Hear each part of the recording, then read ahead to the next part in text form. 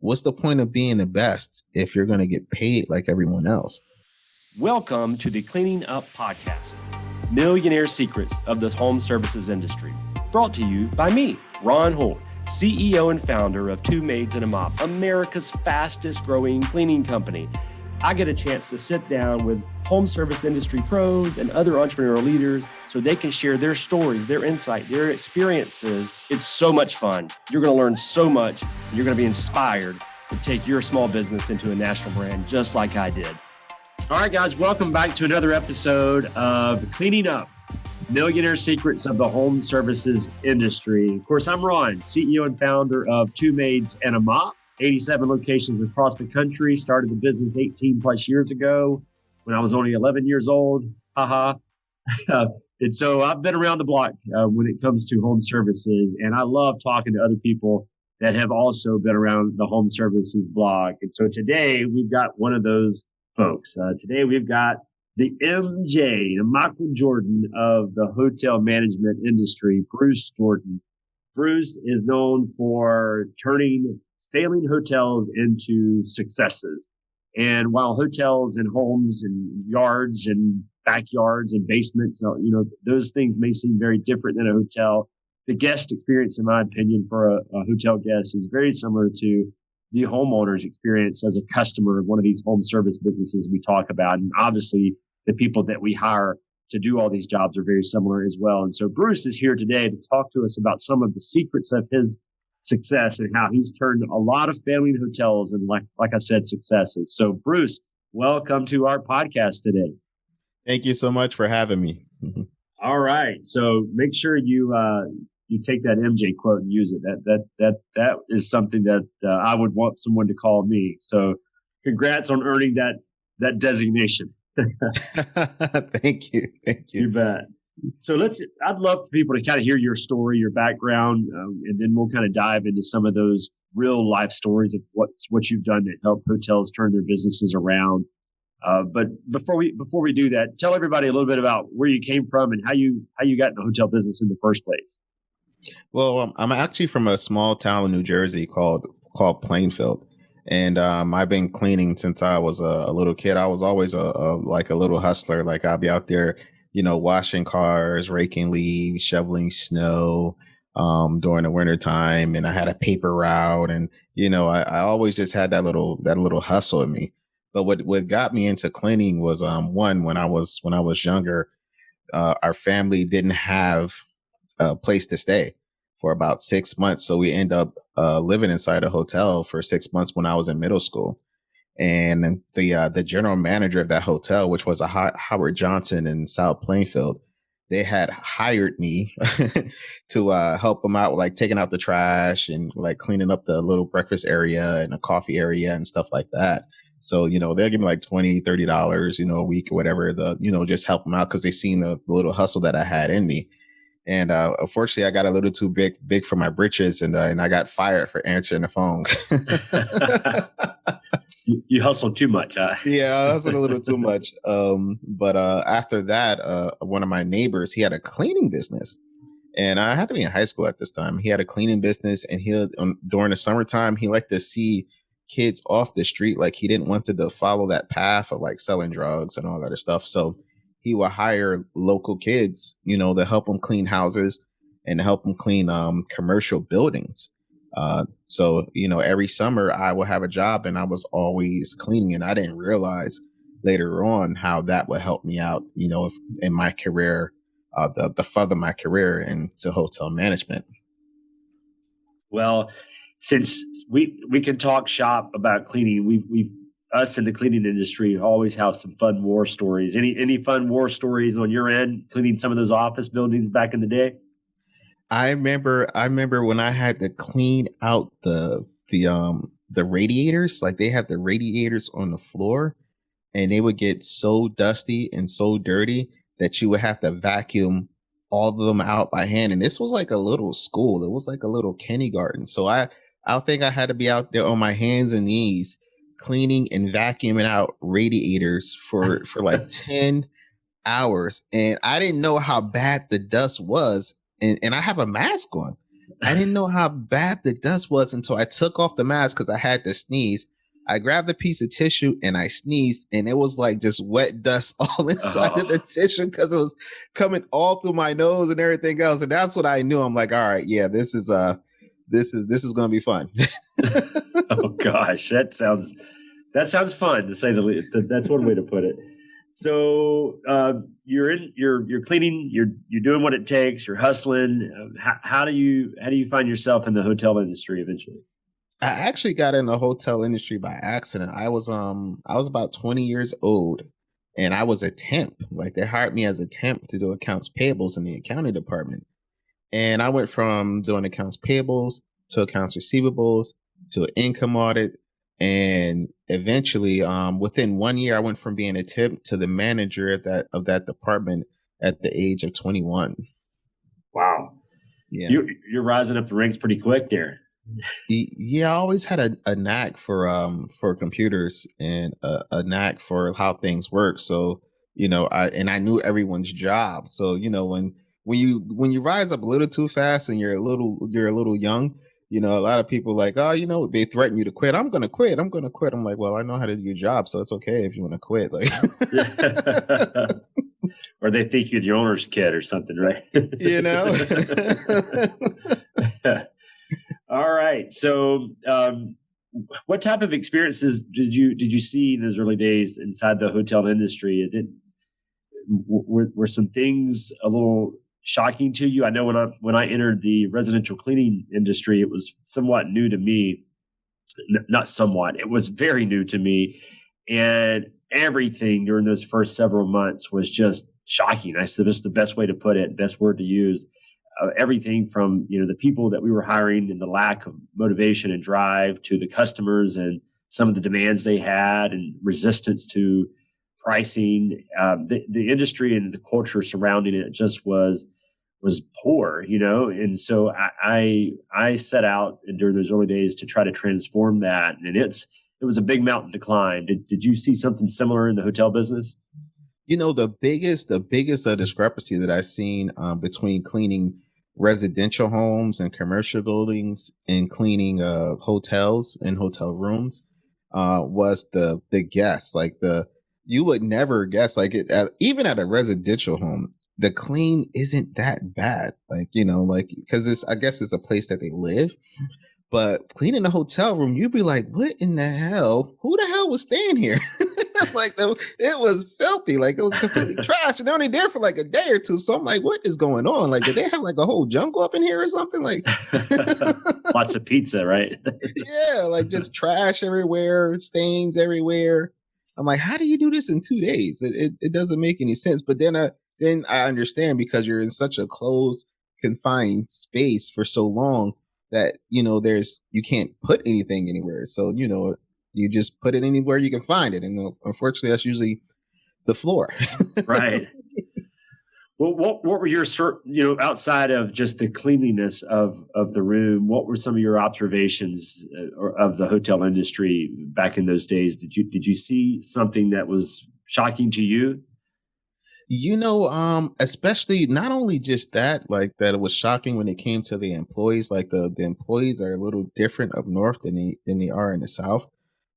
It's one thing they don't teach you in hospitality school or in hotel school in college is that they don't teach you the hustle. And hustle isn't something that can be taught easily. It's something that it has to have that like innate deep feeling inside you that you want to aspire to do your best. Like your name has to mean something to you, and you don't want your name associated with something that doesn't represent you to the T. So I've seen that with a lot of the employees. Like they just don't have that hustle. Especially in today's day and age with social media and everything else, they don't have that hustle that we used to have when we were growing up in the ranks. So it's that's a little bit hard. Actually, I used to do this test, and the reason I learned this from someone doing it on me is I will go up to after the interview is over with and everything. I will go up to the room and I will have two spray bottles and two towels, and I would say, what, I just got a housekeeping missed a couple of things, so I just got to spray a couple things down and tidy up a little bit. I would grab one spray bottle and I start spraying the counters and wiping it down. If that employee doesn't grab the other spray bottle and the other towel and start helping you, you know you're going to have a problem with drive and hustle. Mm, I like it. A little subtle test. Yeah. What do you do with the results though? What if you discover that you don't have a coworker that's just going to go and get it? Do you try to transform that person? Do you give up on it first? What do you do next? If it's in the initial hiring stage and it depends on the role that they're going to be playing, because usually those type of people are it's not my job type of people. And when you're playing as a team, whether you're in the NBA or the NBL, in the NFL, you're not going to be in a position where you know what I'm just going to have to be a quarterback or I'm just going to have to be a running back. Sometimes you're going to have to be a quarterback. Sometimes you're going to have to be a running back. Sometimes you have to be a wide receiver. You're going to have to do what it takes to get the job done. And if you have that type of person that doesn't have the hustle, you know that you can't really put them in a position where they have to be diversified and be willing to adapt and ready to adapt in a moment's notice. You know that you're going to have to stick them in that position and they're just going to stay there. It's going to be difficult for them to move someplace else or even move higher up in the ranks. All right. So I want to hear some of these stories. I've heard from afar some of your triumphs in the hotel industry, and like you said, you're the MJ of the industry. And what I've heard is that no matter how bad of a guest experience a hotel may provide today, you can transform that and create a remarkable experience down the road. So when did you first sense that? And tell us some of the case studies that you lived. What are some of those triumphs inside this industry? I sensed that I had a knack for turning things around, especially when the pressure is on me really really bad. I was at a 100-room hotel. Everyone was calling out, and there was pretty much no one in the hotel. And I had a full house, and I had like 96 check-ins. So within a 5-hour period, I had to check in 96 guests by myself with no help. Nice. And it definitely wasn't a fun experience, but I realized that you know what, if you stick to your guns and if you just have the right system set in place and able to can keep things under control, you can get it done. So a lot of times when I'm going inside of a hotel, the how can I say this, the status quo is the norm, and usually those type of people that especially if it's a really bad hotel, that really doesn't it's not going to carry over to my goals and aspirations of what I'm trying to achieve. So a lot of times those employees have a difficult time changing their ways, that pretty much got that hotel in that position. So a lot of times you will have to clean house, not at all times, because there are some people that know how to do their job and they just need a little bit more drive. But a lot of times you're going to have to clean house. I remember when I first went into this hotel, they had 15-minute wash cycles for whites. Okay. And I'm not going to say the chemical company that was in the laundry, but the pumps weren't working. So they had this 15-minute wash cycle and there was no soap going into the washer. Oh my gosh. And they were wondering how come all their towels and sheets and everything were stained. Like, we can't get these stains out.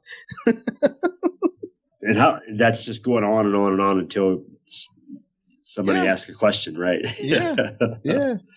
And then especially when it comes to like the chemicals, and the dispensers, those are things that you have to check on a daily basis, at least once a month, because chemical companies, they can be a little slick. Like, I remember I watched, like, my occupancy didn't increase, everything is normal, but my chemical bill just doubled. I'm like, what the hell is going on? Like, this is not making any sense. Come to find out, when they came to do an adjustment or repair, they doubled the amount of seconds that goes into the chemical dispensers for laundry and for the spray bottles, and that's what was causing my bill to double. But if you're not looking and you're not seeing it, you're not keeping your eye on it, you're not gonna figure this stuff out. So yeah, it's you run into some really bad nightmares. I remember when I was tile floor. I don't know what your take is on tile floors, but they are the worst. It can be difficult for sure. Man, I had so many problems with tile floors because you can't just, it's not like you could just mop them, because you're pretty much just moving dirt around in a circle when you try to mop tile floors. So the only thing that really worked well for me is when I would do a sweep and I will do the rollers. I had to get this, like, it's like a mop vac, and the mop vac was really able to work really well when it came to tile floors. But that was the only thing that would work. Like when I tried to mop regular tile floors, it's just like I'm moving dirt around from one side to the other. All right, so I want to kind of give your secrets out here without giving away too much, obviously. So I know that beyond a formula, hard work and hustle, like you've said earlier, are really the two ingredients that are required. But peel that back and say, yes, of course we're going to do those two things. And imagine yourself walking into a struggling hotel. We're going to actually insert a different name. We're going to say home service company, because in my mind, again, very, very similar businesses. They're both obviously in hospitality. So you're walking into this struggling operation. I'll give you some KPIs to consider, which probably will resonate with you. Turnover is high. Employee turnover is through the roof. Morale within those employees that are sticking around is very, very low. They're overworked. They're probably underpaid. Hotel guest reviews or home service customer reviews are really negative, and there's a lot of customer attrition, guest attrition. Lot of stuff going wrong, obviously, in this particular business. What are I don't know if there's a 3-step plan to this recovery, but what are some steps? What's the first thing you would do? And then we'll kind of go from there. What's the first thing you would do to try to diagnose the bigger issues, and what, after the diagnosis, what do you do to start fixing those problems? Well, the first thing that I do is I look at the reviews, and I'm looking at the customer complaints to see if they're they're repetitive. If I'm seeing the same complaint over and over again, I know that there's not a system in place to check this or to correct this issue. I stayed at one hotel. We all look at reviews before we go stay at a hotel. And I stayed at this one hotel. There was a complaint that there was trash under the bed. I checked in. I looked in the bed. There's trash under the bed. Like this review was like a month or so ago. So I know that they don't have a system in place to correct this issue. The easiest thing we'll do will be to get rid of the frames that they're using and replace them with maybe like a low profile box spring or something like that. The next thing I'm looking for is I'm seeing who the agitators are. Usually the agitators, when it comes to employees, are the names that you keep hearing over and over again circulating, like the ones that are doing something that they're not supposed to be doing. You keep hearing their names over and over again. And it's not just from one department. Every department is having a problem, with this one particular person. Right. So I'm seeing who the agitators are. I'm seeing who the disruptors are. That is bringing down the morale of your team. Because you have the believers and then you have the non-believers. The non-believers are they're going to do as little as possible, and they're going to do as much as possible to try to destroy your business and destroy your hotel. I don't keep those type of people on my team. And that happens pretty quickly within the first few days, weeks? It usually happens within the first few weeks, because that's when I'm hearing this person's name over and over and over again. Wow. Okay. So at some point you have to hire the people that you want so that you can build the culture that you want. What type of culture building things do you do? I mean, obviously adding the right people is step one, but what are some other things you do to help increase that culture? Training. And when I mean training, I'm not saying that, hey, send this person out there and let this employee train them on how to do it. Usually I'm very hands on. So I like to do a lot of the training myself.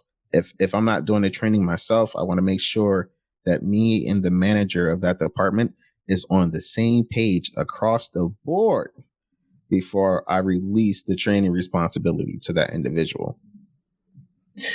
And is every hotel the same? And is the training program that you install similar coast to coast, or do you have to customize that for each organization? You usually have to customize it for each organization because smaller hotels operate different from larger hotels.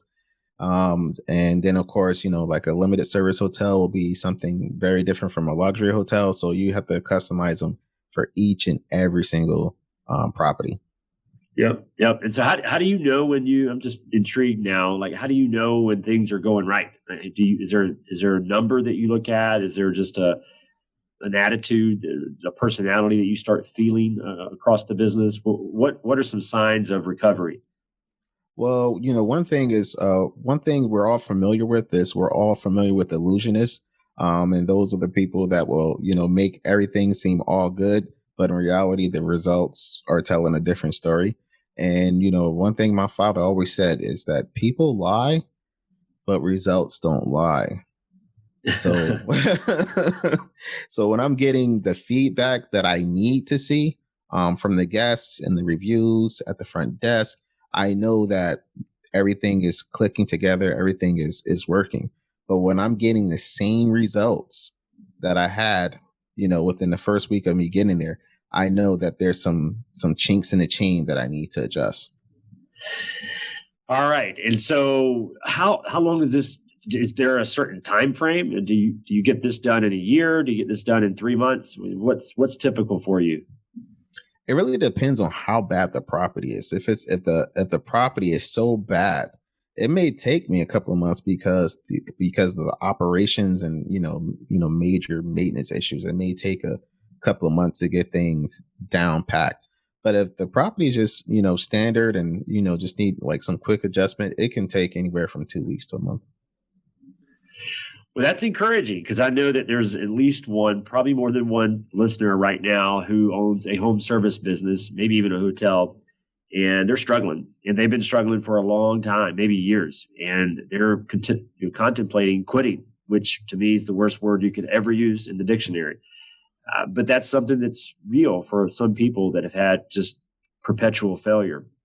Yeah, but if you're saying that you could go into a really struggling hotel and turn that thing around within 30 days, that's encouraging. That's something that people can be optimistic about with any business because, I've been in some bad hotels and it seems impossible almost to me to think that it can be recovered in a month. But if you can do that, you certainly are the MJ of the industry.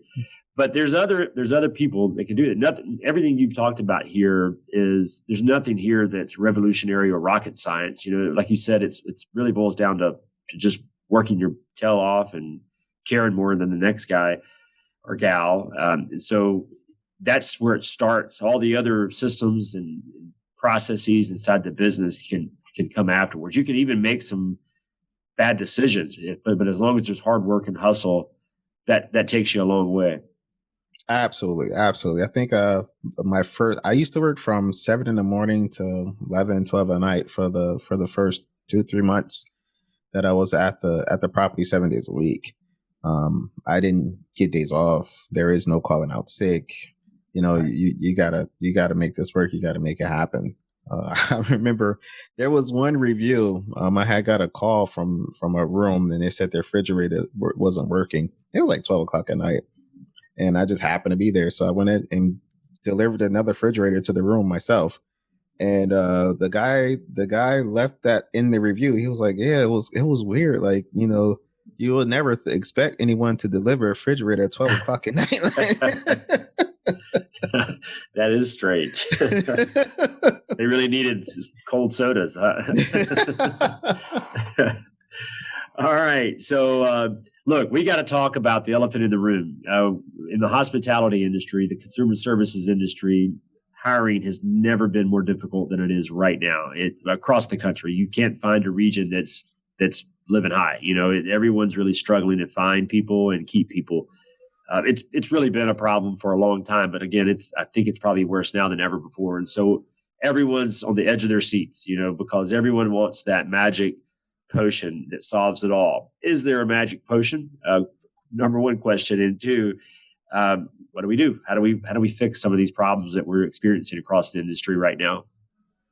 A lot of people are saying that it's unemployment, it's leadership, and it's this and it's that. And I really don't think it's that 100%. I think it's people are they want normal lives again, and unfortunately, in our industry is really not known for that. So you have to meet them halfway. If you're looking for a full time employee, run a part time ad parallel to your full time employee. So split the shift. So instead of doing like a 9 to 5 or a 9 to 6, split it in half. Have two employees that can do 9 to 1, and then have the other employee that can do 1 to 6. A lot of times it's you have to meet their schedule. Like with the type of a schedule that you're looking for, it doesn't fit them. So meet them halfway. The other thing is that especially when it comes to people that have been convicted of crimes, you probably want to reevaluate those people. There was this one time this guy was convicted of tax evasion. Like he took some bad advice from his accountant, and it did work out in his favor. And the hotel didn't want to hire the guy. Of course, I hired him. Like I'm not gonna say you can't work the front desk because of tax evasion. Like I may check your sales tax numbers twice, but I won't Right. take any tax advice from you. But start evaluating like some of the convictions that they actually have, and make sure just make sure they're not like violent convictions or something like that. But if it's just like something basic and simple and stupid, as stupid as tax evasion, you probably want to give that person a shot. And the most important thing is have a bonus or an incentive program so that they don't feel like, okay, I'm the best employee here, but I'm getting paid like everyone else. What's the point of being the best if you're going to get paid like everyone else? There should be an incentive program for the high performers and the top performers, something that they can gauge, that you can see during the inspection process. So Interesting. So, is hiring very difficult, specifically for housekeeping? Is that very difficult right now in the hotel industry? absolutely. And I think one of the main things is that people, especially at the management level, at the corporate level, they've undervalued housekeepers for so long, and people don't understand like cleaning is a craft. Like it's not like cleaning your house. Like cleaning a room in under 30 minutes is a craft, and then on top of that, the standards are even much higher with COVID. So it's like their workload almost doubled, and they still have a limited amount of time to clean. So, plumbers back in the day, they didn't make $100,000 a year like they do now. Like they made like $10, $15 an hour.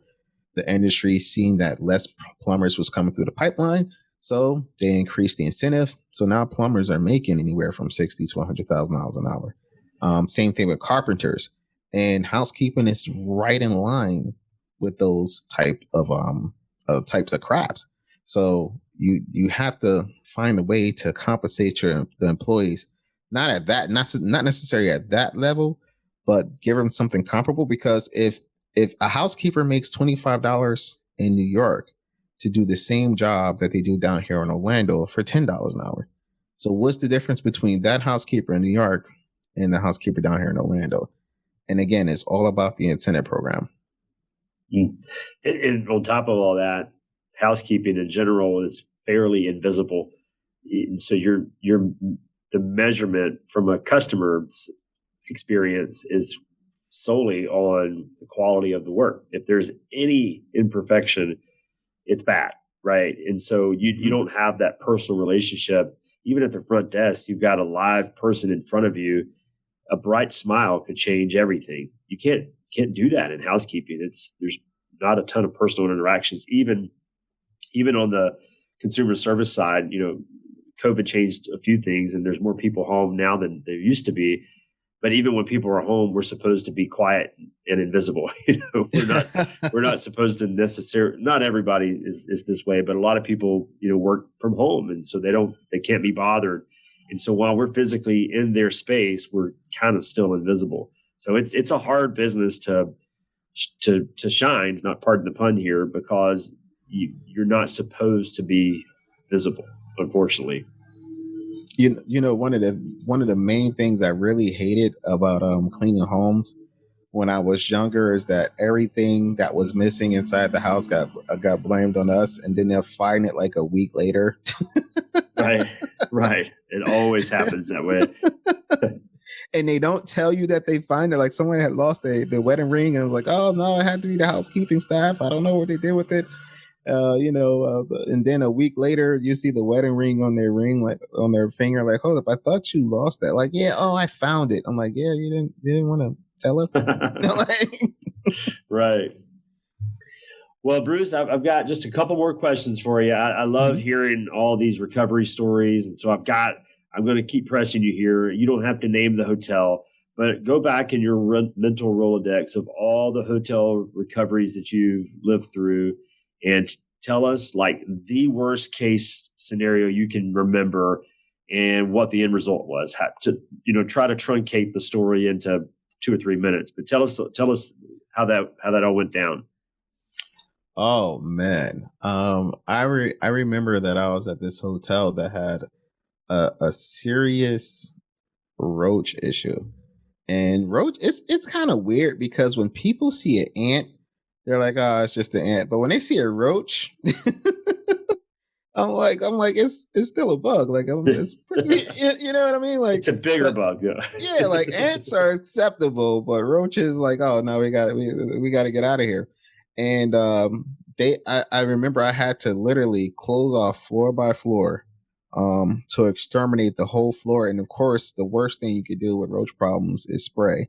So as soon as you spray, they just go down to the next level. So we would close off level by level and block out each level at a time as we're spraying. So if I have reservations that are coming in, I block off the whole fifth floor. For that particular day, and I keep everyone down on the third floor because we know that the roaches are going to go straight down to the fourth floor as soon as we finish spraying. So we block off those 2 floors, and then the next week we'll have to bring the exterminators back in and block off another 2 floors just to spray the 4th floor. And that was just like a nightmare. Like, when you sounds like it. with those type of issues, like it's just crazy. But we was able to at least get the roach problem under control and just worry about the ants. Right. It's so crazy to me that someone would hire you and says, "Hey, Bruce, I got this roach problem. What do I do?" And you're like, "Hey, kill them." Yeah. Why didn't I think of that? All right. So I'm going to go back to the well here and let's talk personnel one more time because I've got a big question for you. We, like you said, that the trade itself, housekeeping in general, is not one of the higher paid trades. There's a few trades out there that have actually thrived over the last several years, but housekeeping is not one of those. If a business is not allowed to just literally pay their people more, what are some things that you've done in the past to create other incentives and other motivations to get an employee to care about their job in a similar way as an owner? What are some practical things that we could do, in other words, besides just pay people more money? Morale is really important. That's why it's always really good to make sure that you're always seeing yourself as one of your employees. Like I never see myself like as a manager, even when I have a manager for a department. When I'm going to help out that department, I'm not her manager.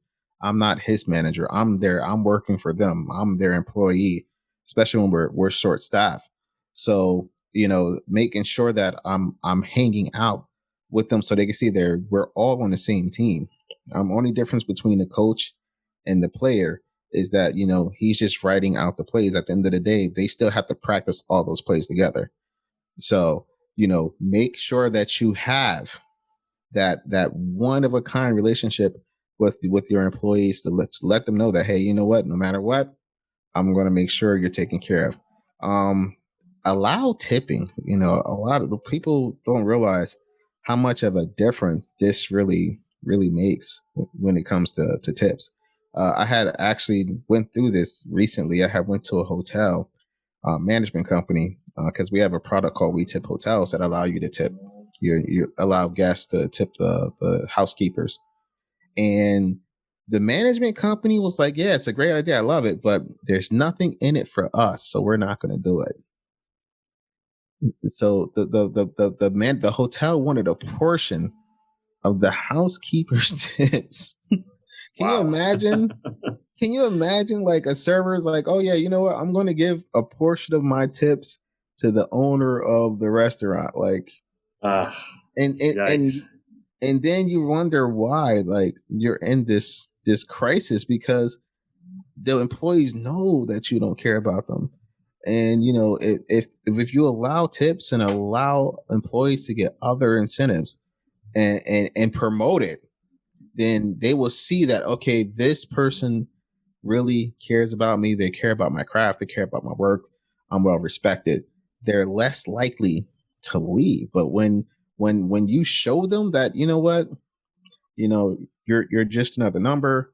I can replace you tomorrow, and I'm just going to work you to death. And there's going to be the compensation is just not going to be there.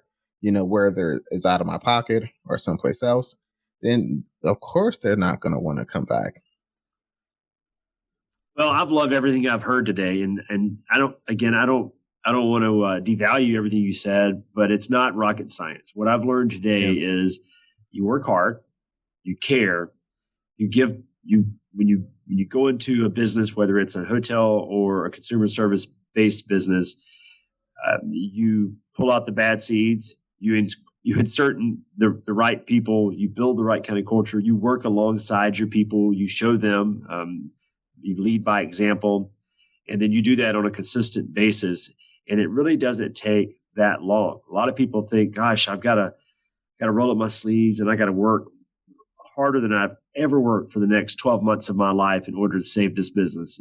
You've proven that you don't need 12 months. And obviously, in some cases, things are really severe and they don't happen overnight, but you've proven that you can do things pretty dramatically, not overnight, but pretty close to it.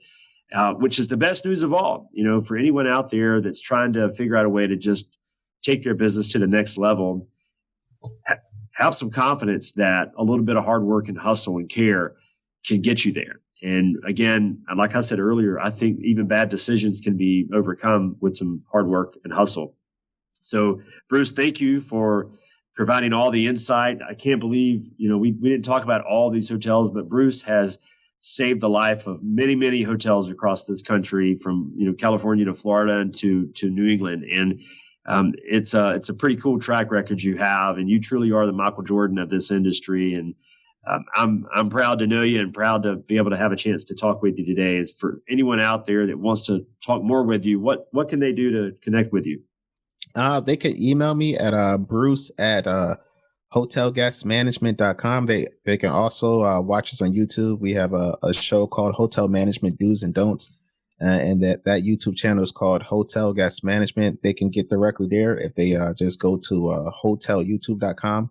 It takes them directly to our YouTube channel. All right. And if you don't remember anything, remember this: if you got roaches, kill them. All right, Bruce, thanks for your time today. We'll talk again down the road. All right, Ryan, anytime. Thanks for having me. You bet.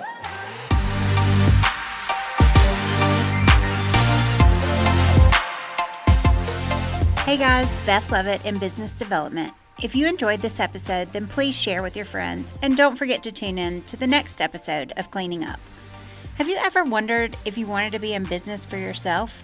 If so, then don't hesitate to give me a call at 205-789-8027 or email me at bethl@ineedamaid.com. And if you just want a window shop, then you can see us online at twomaidsfranchise.com.